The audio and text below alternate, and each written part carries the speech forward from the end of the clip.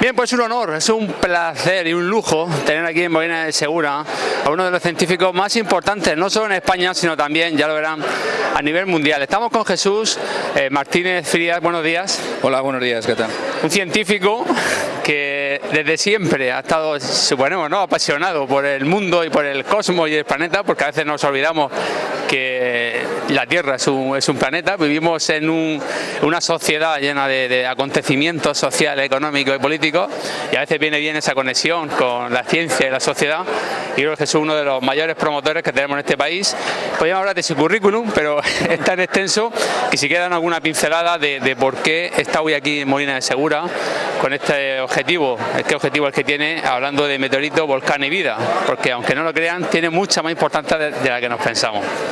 Bueno, lo primero que quería decir es que para mí es un placer siempre venir a Molina. Ya he venido un montón de veces, gracias sobre todo a la FEN, a la Fundación de Estudios Médicos, y yo creo que el programa de conferencias que tienen aquí, trayendo a especialistas de todo el mundo, de todas las especialidades, pues es un lujo para Molina y para Murcia y para todos los estudiantes sobre todo, porque tienen la posibilidad de aprender de lo que se está haciendo pues en medicina, en virus, en cáncer, en neurología, en meteoritos y en muchos sitios.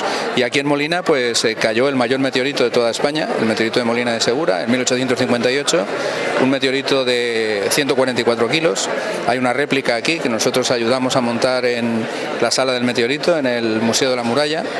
Y aquí pues precisamente tenemos esa conexión entre lo que es la Tierra y el espacio, ¿no? Yo creo que Molina representa muy bien la importancia de la Tierra como planeta, porque aquí tenemos el meteorito y desde aquí podemos estudiar el espacio. ¿Hay peligro de que caiga algún meteorito una vez más aquí en la Tierra? Bueno, pues están muy bien monitorizados. Los grandes objetos están muy bien monitorizados. Durante el último medio siglo se han descubierto más de 500.000 de objetos entre Marte y Júpiter, que es donde se encuentra sobre todo el cinturón de asteroides.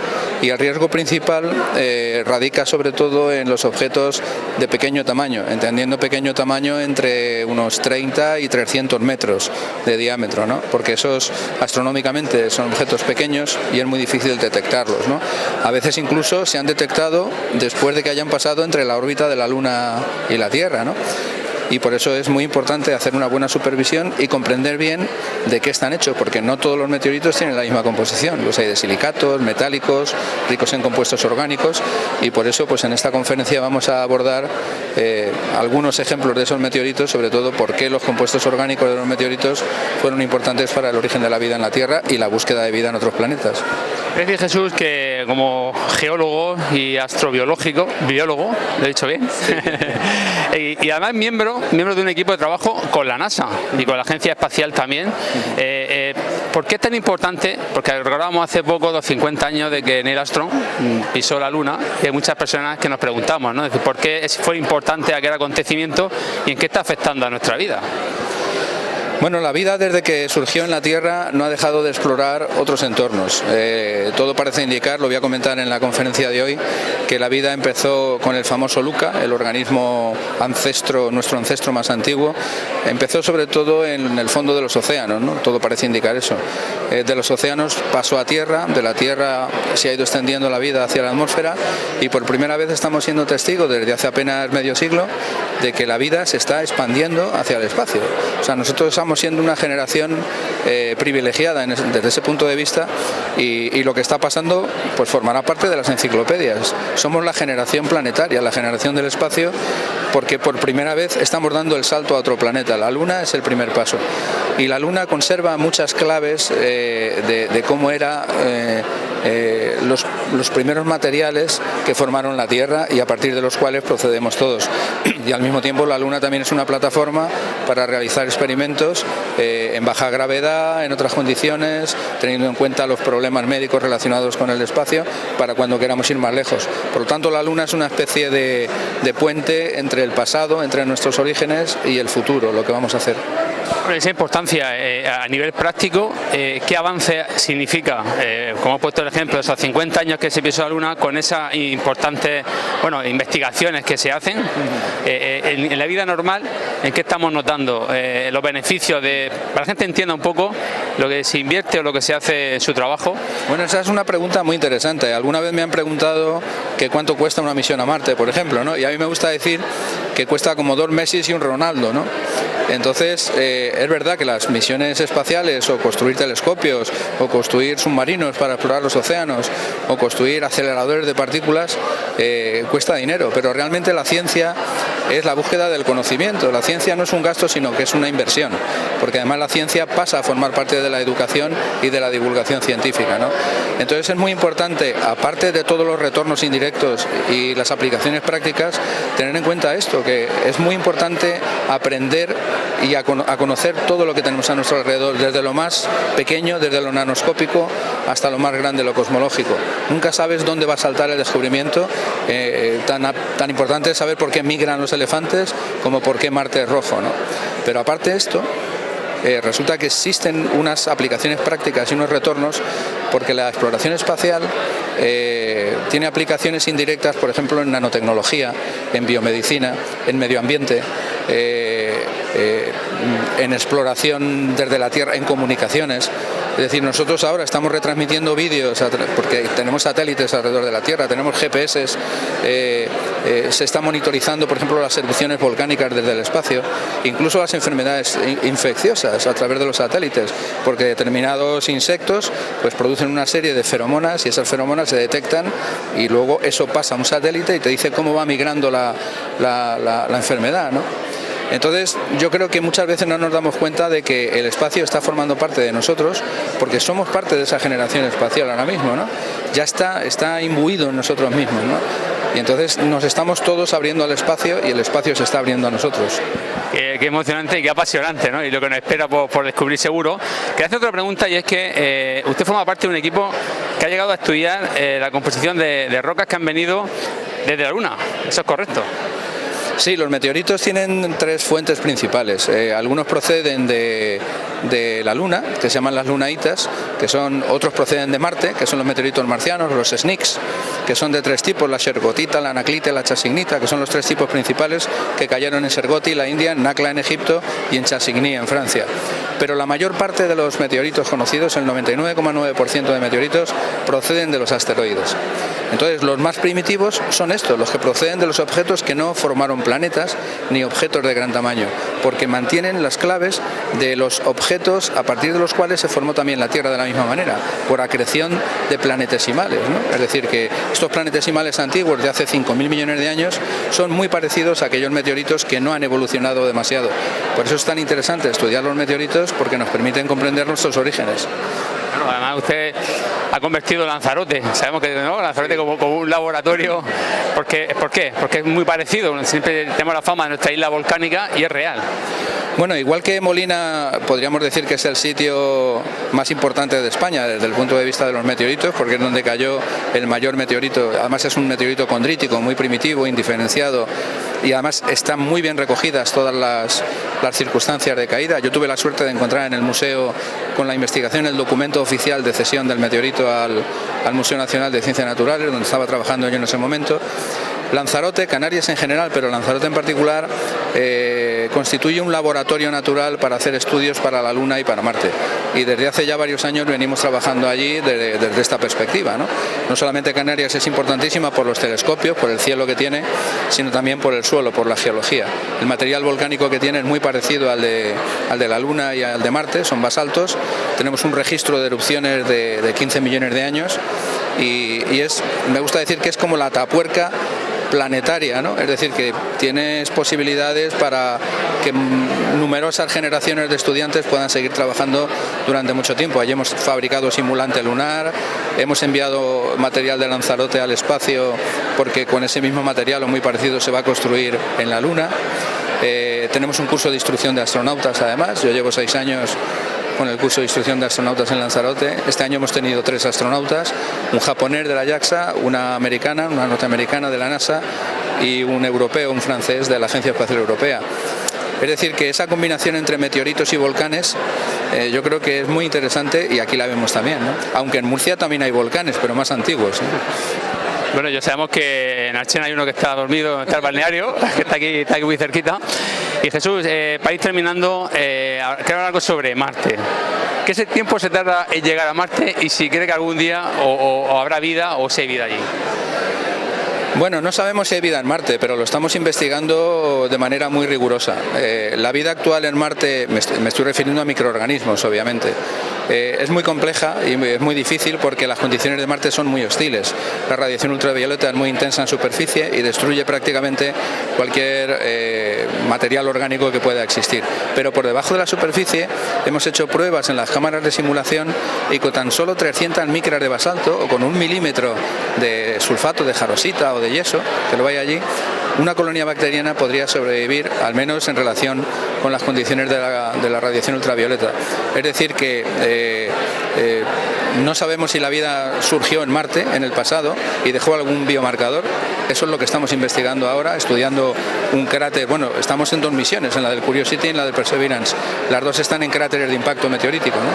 Pero la más moderna es la del cráter G0, el cráter Jezero en Marte, que era un antiguo lago con un delta.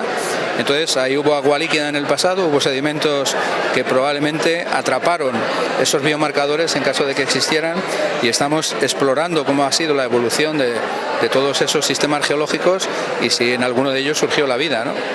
A Marte se tarda en llegar aproximadamente unos 6 meses y los otros 6 meses en volver. Un año. O sea que yo creo que... Pero vamos bastante rápido, porque las misiones que se han enviado a Marte son tremendas, son rovers de más de 1 tonelada y yo creo que estamos dando ya los pasos para una misión tripulada a Marte vamos, yo creo que para el 2035 podríamos tener una misión a Marte. Bueno, pues esperemos que así sea y si quieren invitar a las personas que nos están viendo porque tengan curiosidad por la ciencia, ¿no? Que siga, bueno, los gobiernos que sigan invirtiendo, no sé si considera que invierten lo suficiente o no, pero también las personas que nos ven que sientan esa curiosidad, que además usted tiene un libro. Pues sí, bueno, tengo alguno que otro, pero me parece una pregunta muy apropiada porque la ciencia es cultura. Y o sea, no solamente es cultura el teatro, la literatura o la escultura, ¿no? Sino estamos rodeados de ciencia, como decía Carl Sagan, y sobre todo los políticos, pues muchos de ellos están tomando decisiones que se basan en la ciencia y no tienen un fundamento, una base científica, ¿no? Por eso es muy importante que haya un conocimiento científico de todo lo que tenemos a nuestro alrededor y sobre todo, y esto me gusta decirlo siempre, apoyar a los jóvenes investigadores, que no todo se quede en propaganda y en papel, porque que luego todo eso se manifieste en hechos reales, porque bueno, mi hijo también es geólogo, es científico, pero yo creo que la inversión en ciencia es fundamental porque es invertir en nuestro futuro. Pues aprender un poco más y saber pues sobre un tema que no es muy hablado. Hombre, estaría bien, yo siempre he querido ir al espacio, pero bueno. ¿Sabes lo importante que son este tipo de charlas aquí en el IES Vega del TADE? Estamos con Pascual, profesor de ciencias, nos han comentado por aquí, Pascual. Sí, hola. Supongo que estará contento de poder tener una persona, un científico de la talla de Jesús Martínez Frías aquí. Claro, por supuesto, es un placer tener a Jesús aquí en esta conferencia de hoy sobre meteoritos. Están los alumnos, pues claro que ven de alguna manera una persona a nivel de relevancia internacional dando una charla sobre aspectos científicos, tecnológicos también, y es muy motivante el venir con los alumnos y el poder pues, ver todas las nuevas tecnologías, los avances científicos, hacia dónde va la exploración espacial, esos meteoritos que lo que antes eran cuerpos celestes hoy en día ya se está incluso viendo un aprovechamiento, ¿verdad? Pues son fuentes de minerales del futuro y nada, pues es un placer estar aquí con todos los alumnos. Pascual, las nuevas generaciones que te toca darles clase, ¿cómo los ves respecto a la ciencia? Porque ahora hay mucha PlayStation, mucho Instagram, mucho TikTok. ¿Crees que eso también ayuda a que se motiven un poco más hacia la ciencia? Bueno, al final son distracciones que tienen en la vida y yo a veces se lo digo, pensad que en el siglo XIX, en el siglo XVIII, cuando se hicieron grandes descubrimientos científicos y tecnológicos, no existía internet, no habían series, la gente tenía curiosidad, investigaba, descubría, pensad que toda la electrónica que conocéis digital es del siglo XIX, los postulados, o incluso el diédrico, Gaspar Monge, perdón, fue el que lo introdujo, ¿no? Y de alguna manera, pues sí, es un reto, pero al final la curiosidad está ahí y surge. Bueno, pues buenos días y bienvenidos a Lía Pegada del Tader. Hoy tenemos la suerte de recibir de nuevo al doctor Jesús Martínez Frías y la suerte de asistir en directo a una ponencia suya. En esta ocasión es Meteoritos, Volcanes y Vida. La verdad que hoy vamos a tener un privilegio muy grande porque vamos a escuchar, vamos a aprender y vamos a reflexionar con un verdadero hombre de ciencia, que además ya conocéis, porque además es frecuente que venga a visitarnos y además comunica muy bien y divulga muy bien todo lo relativo con los meteoritos y la geología planetaria. Además es miembro de nuestra Orden del Meteorito y, bueno, por donde va pasando, por nuestra región y por Molina de Segura en concreto, deja una estela de grandes reflexiones. Por mi parte nada más, yo solamente agradecer a Jesús Martínez Frías que esté hoy aquí. Los convenios de colaboración entre la Consejería de Educación, Formación Profesional y Empleo y la FEM, que se vienen realizando desde el año 2014, tienen la finalidad de organizar y difundir conferencias que traten de los avances científicos, médicos y culturales entre los miembros de la comunidad educativa y sirvan de estímulo a la vocación científica tan necesaria del alumnado de los centros educativos de la región de Murcia, a través del programa Jóvenes Investigadores. Un programa que potencia las competencias STEAM y que son tan esenciales en un mundo en constante cambio para fomentar la curiosidad, el pensamiento crítico, la creatividad y el amor y la pasión por la ciencia. La charla de hoy es la segunda de una serie de conferencias de este ciclo que la Fundación de Estudios Médicos realiza con figuras de prestigio dentro del mundo de la ciencia, como el doctor Jesús Martínez Frías, cuya reconocida trayectoria en campos como geología planetaria, meteoritos y astrobiología sin duda enriquecerán esta jornada. Aprovecho también para felicitar al doctor Martínez Frías por su merecido nombramiento en la Real Academia de Doctores de España en la sección de Ciencias Experimentales. A la ponencia de hoy asisten más de 2.200 alumnos y docentes, pero desde que estas conferencias comenzaron en 2014 han participado más de 84.000 estudiantes y profesores que han podido disfrutar y formarse con ellas, dando un paso más en la consecución de una educación de excelencia.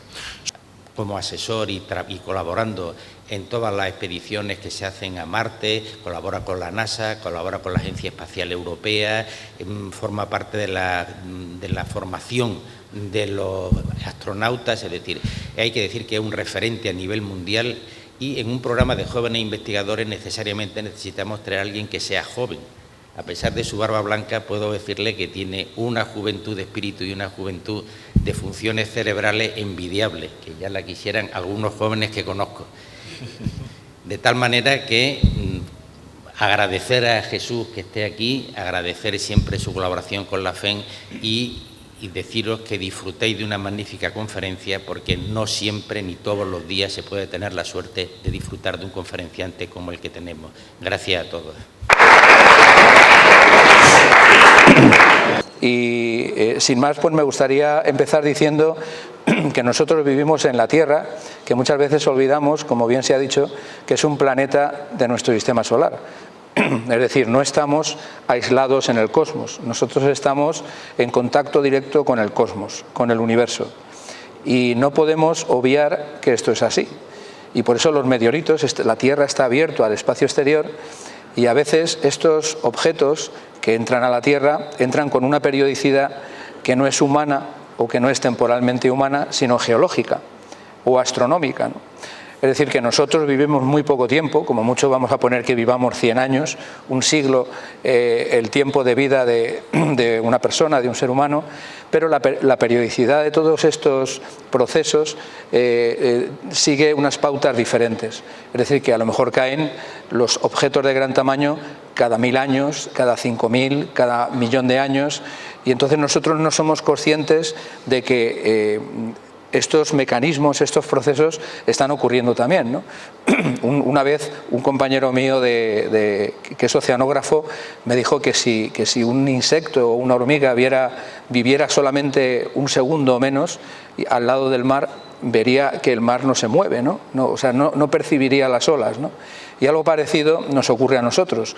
La Tierra está en perpetuo movimiento, en continua evolución, y además estamos abiertos al espacio. Y toda esa dinámica a veces no la percibimos y tenemos que estudiar el registro geológico, el registro astronómico, para saber que eso está ocurriendo y ser conscientes del contexto en el que estamos nosotros viviendo y evolucionando. Bien, pues decir que la Tierra es un planeta que tiene actividad geológica. Voy a empezar por los meteoritos y voy a seguir con los volcanes y al final enlazaré con la vida. La Tierra es un planeta que tiene actividad geológica que se manifiesta de distintas maneras, no solamente con los volcanes, también con los terremotos. Si los estudiantes han estudiado aquí la geodinámica o la geología, sabrán que hay una geodinámica interna que está relacionada con los procesos endógenos, con las erupciones volcánicas, con los terremotos, y también hay una geodinámica externa que está controlada sobre todo por la actividad solar, que nos lleva a procesos de erosión, de transporte, de sedimentación, ligada a la escorrentía superficial, a los ríos, etcétera, etcétera. Esto hace que la Tierra sea un objeto en el que prácticamente es muy difícil encontrar materiales que conserven las propiedades originales. Es decir, que todo está en continua transformación desde hace más de 4.500 millones de años que se originó y se formó la Tierra. Y es prácticamente imposible encontrar ningún lugar de nuestro planeta que conserve cómo eran las claves químicas, las claves mineralógicas de aquellos primeros objetos a partir de los cuales ha evolucionado todo y también ha surgido la vida. Sin embargo, hay determinados tipos de meteoritos que son meteoritos muy primitivos, también tienen distintas composiciones, lo veremos ahora, que sí conservan esas claves. Hay meteoritos que no han tenido la evolución para formar planetas o objetos de gran tamaño, que sí conservan esas claves primigenias o se parecen a los planetesimales a partir de los cuales se formó la Tierra. Y por eso es paradójico que los geólogos o los físicos o los químicos, si queremos comprender nuestros orígenes, no podamos hacerlo estudiando las rocas de la Tierra, porque es muy difícil, porque esos orígenes han cambiado. Los procesos geológicos, tanto internos como externos, los han modificado. Y tenemos que acudir a esos meteoritos para saber cómo eran esos materiales. Al mismo tiempo, los volcanes representan no solamente nuevos materiales que salen del manto, del interior de la Tierra, sino que el volcanismo representa también una especie de componente de ciclo energético que contribuye a los ciclos del carbono, al ciclo de la vida y a una continua transformación de esa dinámica planetaria que tenemos en la Tierra. Y eso es lo que vamos a ver ahora. Lo que vamos a ver ahora es que en la Tierra primitiva, tanto los impactos que estaban ocurriendo y que están reflejados en ese GIF animado que se ve arriba a la izquierda, junto con los volcanes que estaban funcionando en ese momento, la Tierra también tiene una actividad, igual que la vida, en la que al principio se es mucho más energético, mucho más juvenil, y luego esa energía se va moderando, se va ponderando, ¿no? Poco a poco. Pues a la Tierra le ocurrió lo mismo. Al principio vivíamos unos procesos mucho más caóticos, con esa caída de meteoritos, ese sistema solar primitivo, hace casi 5.000 millones de años, donde estaba todo con una dinámica mucho más activa, ¿no?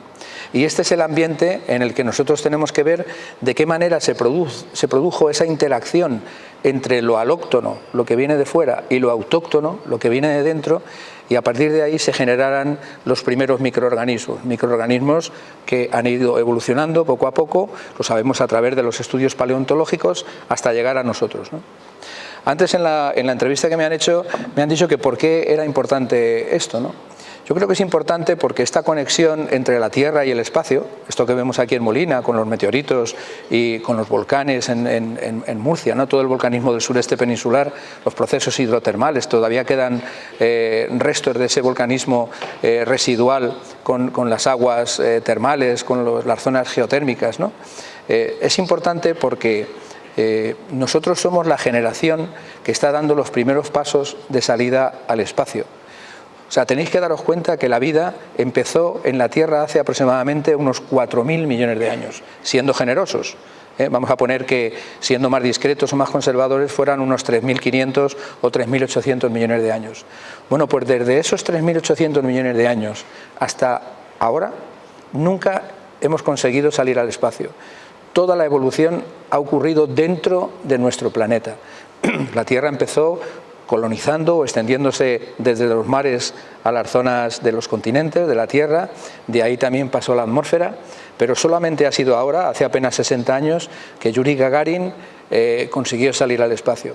Por eso estamos en un momento crucial en el ámbito de la exploración, porque en el futuro este momento que estamos viviendo ahora como protagonistas pasará a formar parte de las enciclopedias, que es el momento en el que el ser humano está empezando a salir al espacio.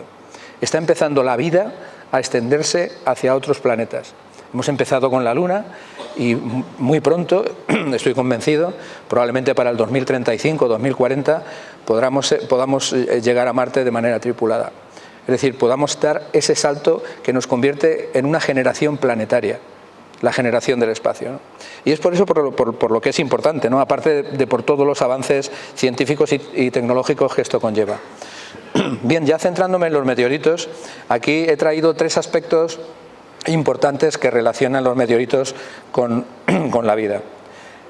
El primero es este que se refleja aquí. Los meteoritos son ejemplares únicos que proporcionan una información esencial sobre la formación de la Tierra y otros cuerpos planetarios del sistema solar. Esto es lo que hemos visto, es decir, ya sabemos que en la Tierra no podemos estudiar cómo eran esas claves primigenias, tenemos que acudir a los meteoritos porque son los objetos que se parecen más a los planetesimales a partir de los cuales se formó la Tierra, como si fuera un edificio, la Tierra y el resto de los planetas. Nosotros vivimos en un contexto más amplio que son los denominados planetas terrestres o telúricos, que son Mercurio, Venus, la Tierra y Marte. La Luna también forma parte de este contexto, pero no se formó de manera coetánea con los planetas. Esta es otra conferencia. La Luna se formó por el impacto de un objeto de gran tamaño, del tamaño de Marte, contra la prototierra, contra la Tierra primitiva. Pero bueno, este es otro tema. La Luna, de alguna manera, es parte también de la Tierra. Ese objeto desgajó parte de la Tierra y la Luna se conformó girando alrededor de la Tierra con material de ese impactor, que lo hemos llamado Theia, con el material cortical de la corteza y del manto de la Tierra. Pero bueno, los meteoritos aportaron agua, aportaron calcio, magnesio, fósforo, todos los elementos. Cuando se habla de que somos polvo de estrellas, o cuando Carl Sagan decía que somos polvo de estrellas, esto es cierto, pero yendo un poquito más adelante, yendo un paso más adelante, ese polvo no llegó ese polvo estelar no llegó solamente con los elementos independientes, llegaron ya conformados en forma de minerales, de astrominerales. Esos astrominerales meteoríticos son los que llegaron a la Tierra. Es decir, lo que nosotros somos, el fósforo, el calcio, el magnesio, el hierro, que nosotros portamos en nuestros cuerpos, procede de esos primeros planetesimales. Retrabajados también con la actividad de nuestro planeta, entre ellos la actividad volcánica. Los meteoritos también pudieron estar implicados en el origen de la vida aportando agua. El agua, se sabe que algunos meteoritos condríticos, como el de Molina, que es una condrita ordinaria, es un meteorito muy interesante, primitivo, pues puede contener agua hasta un 30% de agua formacional. Algunos asteroides condríticos tienen hasta un 30% de agua intraformacional. Y bueno, y finalmente hay que decir que los meteoritos también desempeñaron un papel fundamental en la coevolución geológica y biológica en cuanto a los grandes impactos. Los meteoritos han ido cayendo, impactando contra nuestro planeta durante todo el tiempo y lo siguen haciendo y han contribuido a esas transformaciones ambientales y en algunos casos también a las extinciones bióticas, controlando o decidiendo de alguna manera quién se queda y quién continúa. Es decir, que el papel de los meteoritos y en relación con la vida me gustaría que quedara reflejado en estos tres aspectos, ¿no? En los aspectos de los materiales con los que han contribuido y los materiales que han ido destruyendo a través de los impactos, ¿no? Pero también hay otro aspecto relacionado con los meteoritos que es muy interesante, y es que algunos meteoritos son ricos en compuestos orgánicos. En aminoácidos, en ureas, en purinas, en azúcares, y como veremos más adelante, incluso las nucleobases se han detectado muy recientemente en 3 meteoritos. O sea, todas las nucleobases que nosotros conocemos que son importantes para la vida, las nucleobases fundamentales, se han detectado en los meteoritos. Es decir, que cada vez estamos más cerca, no de la panspermia, que es algo que veremos también ahora en la conferencia, es decir, si los meteoritos son capaces de transportar microorganismos de un sitio a otro, pero sí de la panspermia molecular. Es decir, que esas moléculas primitivas, esos compuestos orgánicos, se pueden transformar de un sitio a otro y pueden contribuir a la germinación de alguna manera de la vida de un sitio a otro. Aquí he traído en estos 2 botes, siempre se habla de los botes de la sopa primigenia, ¿no? He traído en esta sopa primigenia pues las 2 hipótesis de las que se hablaba siempre: si la vida era solamente algo que se ha desarrollado en la Tierra y que no tiene contribución del espacio exterior, o si realmente la vida, como figura en la imagen de la derecha, sí tiene una contribución del espacio exterior.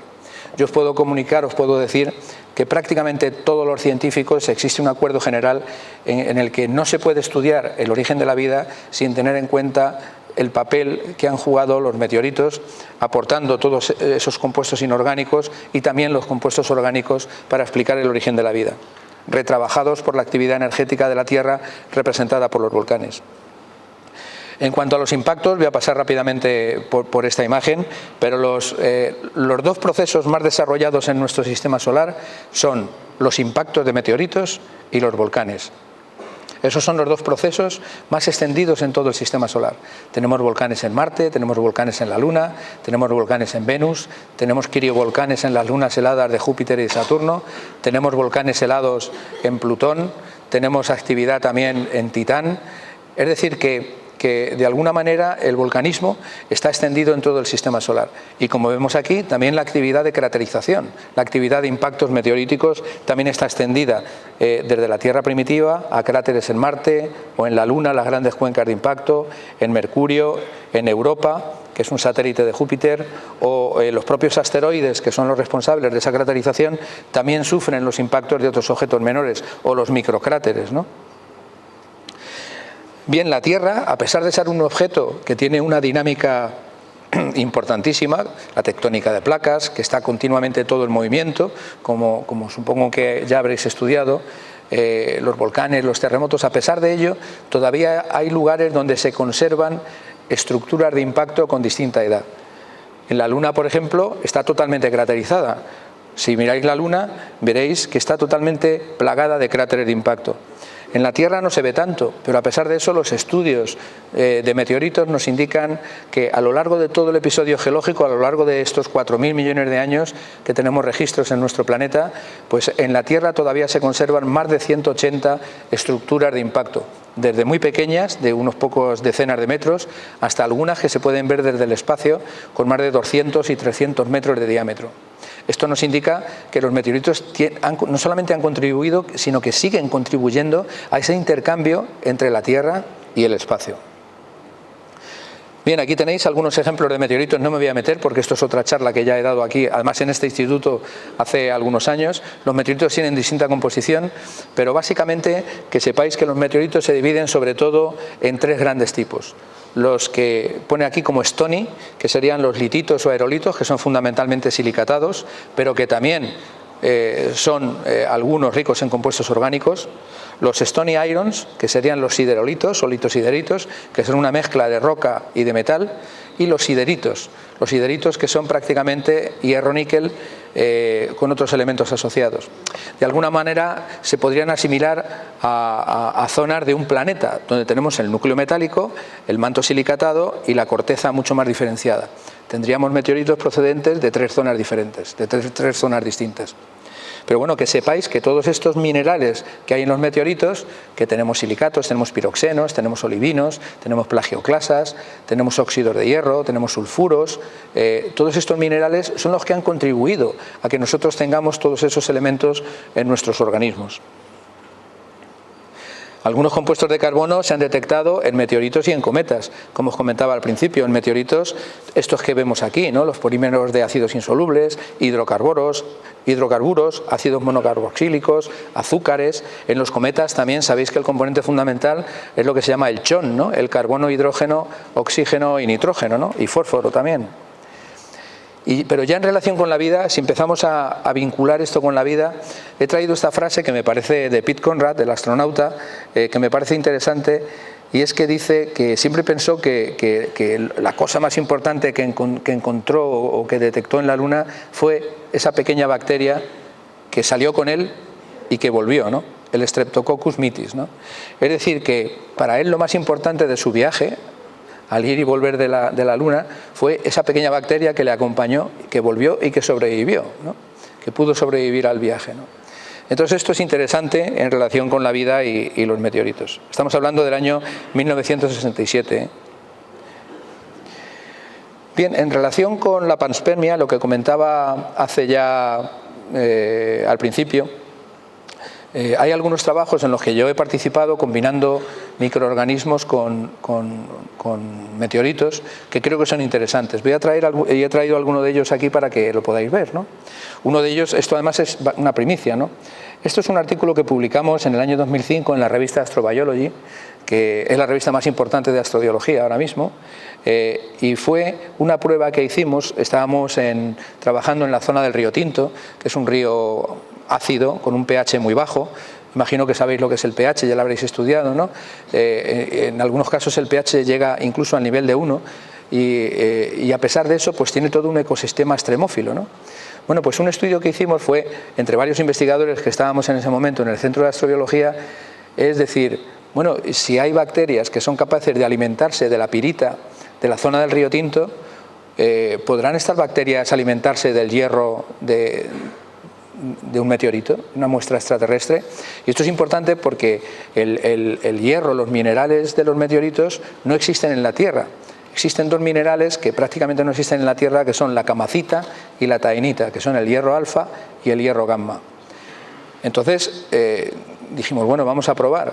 Entonces los microbiólogos y los ecólogos microbianos del Centro de Astrobiología hicieron unos cultivos del Thiobacillus ferroxidans y el Leptospirillum ferroxidans, que eran las dos bacterias más relevantes del río Tinto, y las pusimos a alimentar con un meteorito que tenía yo de México, el meteorito de Toluca, que es un siderito, ¿no? Bueno, pues el experimento funcionó y en apenas 48 horas las bacterias ya estaban obteniendo su energía alimentándose del hierro extraterrestre. Bueno, pues esto fue la primera prueba, la primera confirmación de que microorganismos terrestres son capaces de obtener su energía alimentándose de materiales extraterrestres. Es decir, aquí tenemos una combinación compatible, importante, interesante entre los meteoritos y las bacterias. Este es otro trabajo posterior que hicimos en el año 2009 y que se publicó en la revista Icarus. Tuvimos suerte además de ser la portada de Icarus. Es un trabajo dirigido por Rosa de la Torre, la doctora Rosa de la Torre del INTA, del Instituto Nacional de Técnica Aeroespacial, en un proyecto que llamamos Litopanspermia. El proyecto Litopanspermia lo que intenta es probar eso que estábamos hablando, ¿no? Si la vida es capaz, es lo suficientemente robusta para poder moverse en el espacio o sobrevivir a las condiciones de espacio. Aquí lo que hicimos fue enviar líquenes y bacterias a la Estación Espacial Internacional y estudiar las muestras de roca y de vida antes y estudiarlas después. Bueno, obtuvimos resultados muy interesantes. Los líquenes no sobrevivieron, algunas bacterias sí han sobrevivido en la estación espacial, pero sí pudimos ver que existían pequeñas cavidades en el material vitrificado al atravesar de nuevo la atmósfera y caer a la Tierra, donde esas bacterias podrían haber sobrevivido protegiéndose en esas microcavidades, ¿no? Este es un estudio que todavía continúa, nosotros seguimos trabajando ahora, es el proyecto que se llama Biomex. es el acrónimo de Biology and Mars Experiment, y es un proyecto que lo colocaron los astronautas en la Estación Espacial Internacional. Aquí tenéis una imagen en esas placas que vemos ahí, en el año 2014, y la idea es probar cómo distintos microorganismos pueden sobrevivir o no pueden sobrevivir bajo condiciones de espacio. Es decir, de alguna manera estamos estudiando los límites de la vida, hasta dónde podemos llegar, ¿no?, con distintos tipos de microorganismos. Y una de las cosas que se ha visto es que la vida es muchísimo más robusta de lo que en principio podría parecer. Existen microorganismos que son capaces de sobrevivir sin oxígeno, con CO2, con metano, bajo tierra, con altísimas dosis de radiación, prácticamente sin agua, como los tardígrados. Es decir, que la vida es más robusta de lo que podría parecer. Y esto nos sirve para buscar vida en otros sitios, ¿no? Bien, finalmente, estos son dos trabajos recientes que publicamos en el 2019 y en el 2020, también en Astrobiology, que fuimos portada de la revista Astrobiology con este proyecto, estudiando, como se indica en el de arriba, los límites de la vida y de la habitabilidad en Marte a partir de los estudios que hacemos aquí con estos experimentos. Bien, en relación con los compuestos orgánicos que os comentaba que existen en los meteoritos, aquí tenemos, en relación con la vida y meteoritos, fijaos en este meteorito, que es el meteorito de Murchison.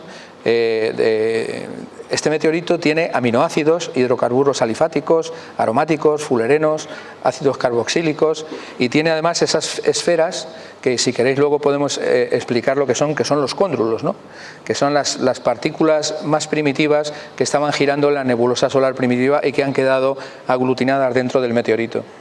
Este meteorito lo traigo, y también traigo este otro, el de Tagish Lake, porque son dos condritas carbonáceas ricas en compuestos de carbono que están muy bien estudiadas. Algunos meteoritos están muy bien estudiados y se ha conseguido extraer algo que es complicadísimo, ¿no? Extraer esas pequeñísimas trazas de compuestos orgánicos que hay atrapados. Tagish Lake es un meteorito que cayó en Canadá en el año 2000 y que quedó atrapado en un lago. Se pudieron recuperar las muestras, que son estas que veis ahí, y de esas muestras se pudo extraer el material orgánico. Bien, y finalmente el año pasado os traigo la noticia del artículo de OVA y otros colaboradores, donde los componentes claves del DNA o del ADN y del ARN se han encontrado en 3 meteoritos, concretamente en estos que os he mostrado, en Murchison, en Tagish Lake y en Murray, que son 3 meteoritos, 3 condritas carbonáceas. Pues bien, la adenina, el uracilo, la guanina, la citosina, la adenina y la timina, antes eran compuestos mucho más primitivos, pero por primera vez se han encontrado todos estos compuestos, todas estas bases nitrogenadas se han localizado en meteoritos, lo cual nos hace dar un paso de gigante, aunque no seamos conscientes. Damos un paso de gigante porque ya no son compuestos tan primitivos, sino que ya tenemos algo que es mucho más cercano a nuestros orígenes, ¿no?, al origen de la vida.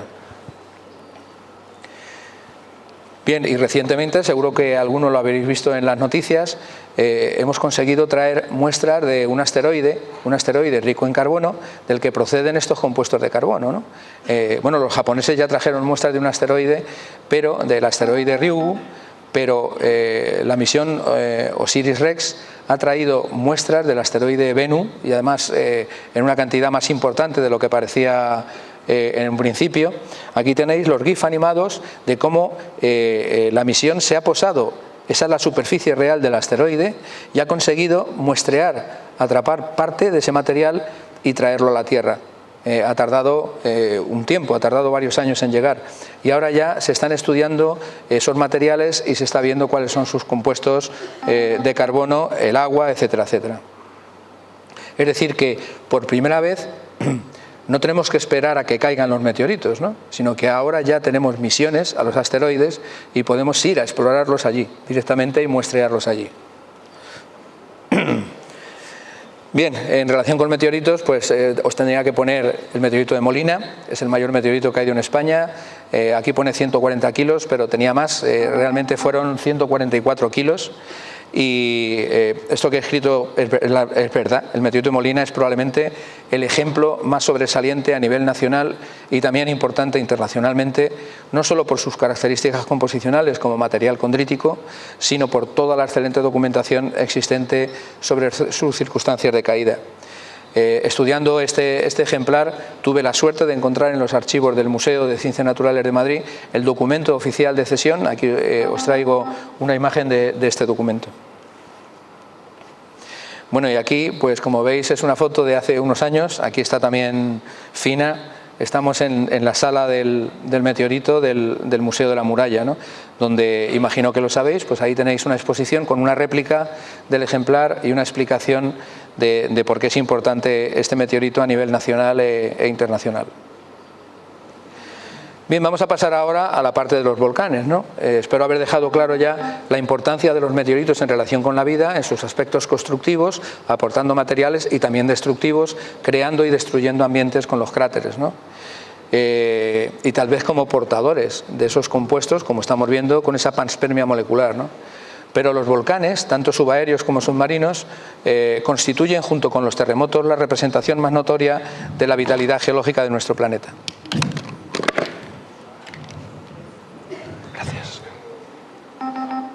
Bien, sirvieron y sirven de motor geodinámico para el desarrollo de ciclos y reacciones biogeoquímicas, ¿no? Y en cuanto a las grandes erupciones globales, también los volcanes han estado relacionados. Imagino que sabréis ese debate que existe en si las extinciones, como las de los dinosaurios, se debieron a los grandes impactos meteoríticos, como el de Chicxulub en el Golfo de México, o a las grandes erupciones volcánicas, como las de la India, las del Deccan, que también ocurrían durante ese tránsito del Cretácico y el Paleógeno, ¿no? Hace 65 millones de años. Bien, los volcanes también suponen ese motor, de alguna manera, que es como el calor que permite que se cocinen los materiales que llegan de fuera, ¿no? Y la Tierra, como sabéis, es un planeta que muestra una gran vitalidad geológica, ¿no? Estos volcanes y los terremotos contribuyen al desarrollo de estos ciclos globales a diferentes escalas. Como veis, aquí tenemos la litosfera, la corteza superficial, y como veis tenemos unas zonas por donde sale material del manto, y son zonas muy sensibles donde se producen esas fricciones, esos bordes de placas que generan actividad volcánica y actividad sísmica. Aquí tenéis durante los últimos 200 millones de años cómo ha sido esta transformación, que yo os decía, si una hormiga o un insecto cualquiera viviera muy poco tiempo, vería el océano quieto, no podría ser consciente del oleaje ni de las mareas. Y a nosotros nos pasa algo parecido. Como solo vivimos 100 años, no somos conscientes de esto que está ocurriendo. La Tierra está en continuo movimiento, está en continua transformación, los continentes, las placas se están moviendo y ese movimiento está generando una serie de tensiones y de procesos volcánicos y sísmicos como estos que vemos abajo, ¿no? Aquí tenemos, por ejemplo, pues todas las zonas sísmicas donde se encuentran principalmente, ¿no? Bien, la actividad volcánica no solamente es subaérea, sino que también es submarina. Hace poco hemos sido testigos de la erupción de La Palma y cómo se ha transformado toda la superficie de La Palma, se han generado nuevos materiales, tenemos nuevos conocimientos del material que surge del interior de la Tierra y además se han generado pues esos deltas, esas fajanas de material nuevo, ¿no? Nuevas zonas donde la vida puede emerger y puede desarrollarse, ¿no? Pero los volcanes también interaccionan con la atmósfera, es decir, cuando hablamos de volcanes y vida, también interaccionan con las condiciones de habitabilidad. En Marte, por ejemplo, esto fue importantísimo. Marte es un planeta volcánico con unos volcanes gigantes y cuando esos volcanes estaban activos tuvieron que ejercer una influencia importantísima emitiendo volátiles como agua, dióxido de carbono y otros componentes a la atmósfera marciana, enriqueciéndola y haciéndola mucho más habitable de cómo es ahora que los volcanes están muertos, ¿no? Pero también existen volcanes submarinos. Sabemos, gracias a las expediciones oceanográficas, que existen cientos de volcanes submarinos, no solamente subaéreos, que están activos. Sabéis que la Tierra está cubierta sobre todo por agua y los procesos geológicos continúan también bajo el agua, ¿no?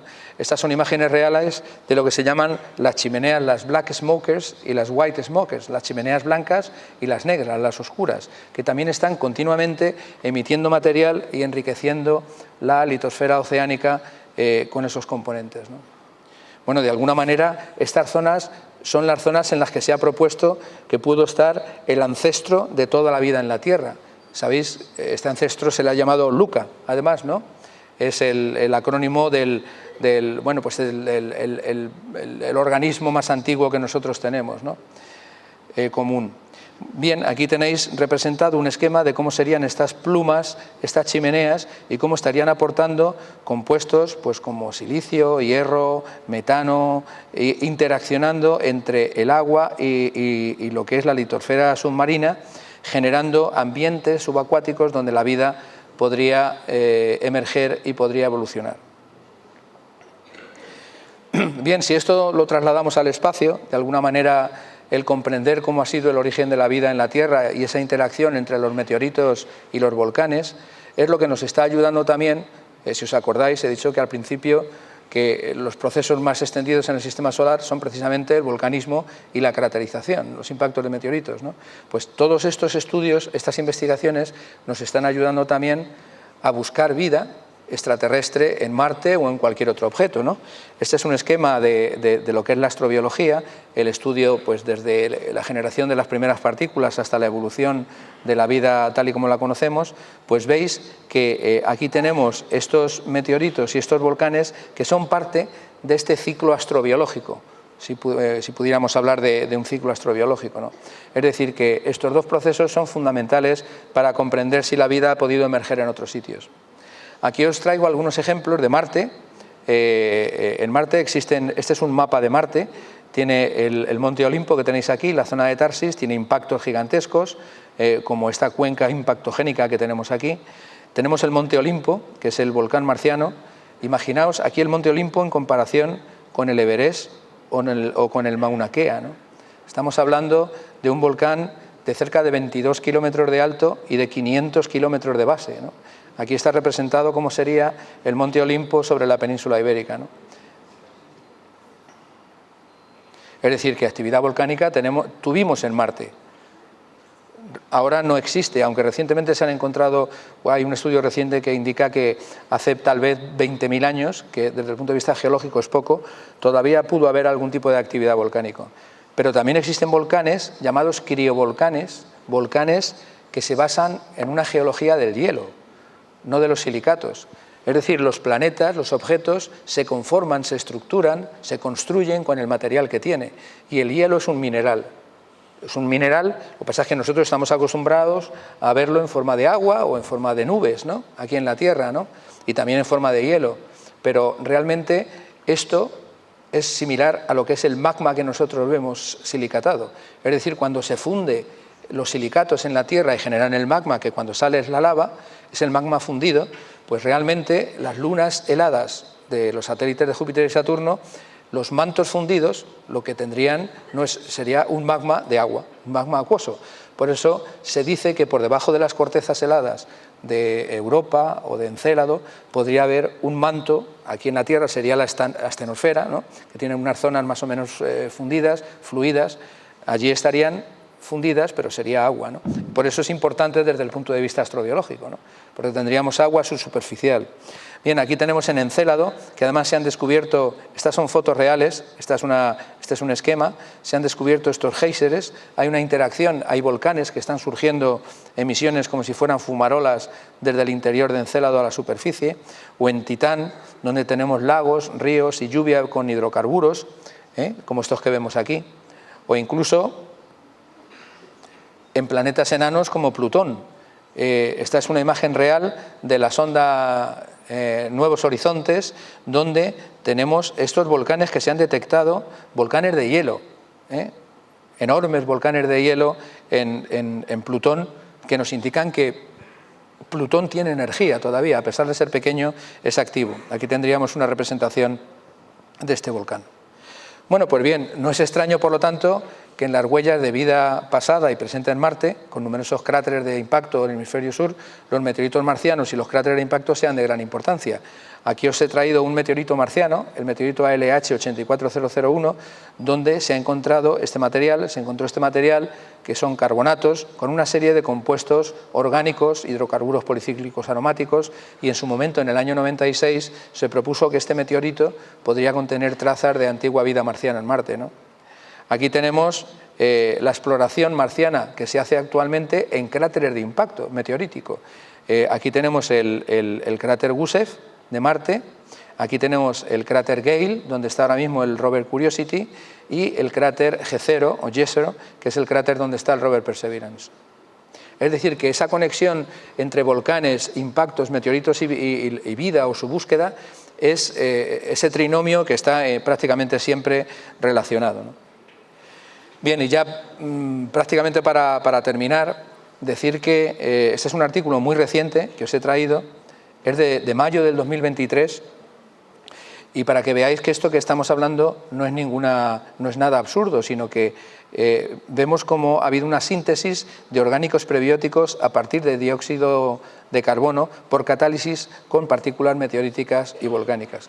Es decir, de alguna manera, estas investigaciones, estos estudios sobre el origen de la vida están teniendo en cuenta muy seriamente, están teniendo en consideración esa relación entre los compuestos orgánicos e inorgánicos de los meteoritos y los compuestos inorgánicos y orgánicos y la energía que aportan los volcanes.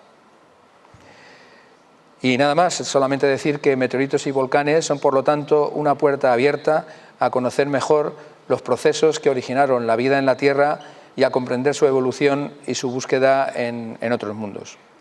Muchas gracias y espero que les haya gustado.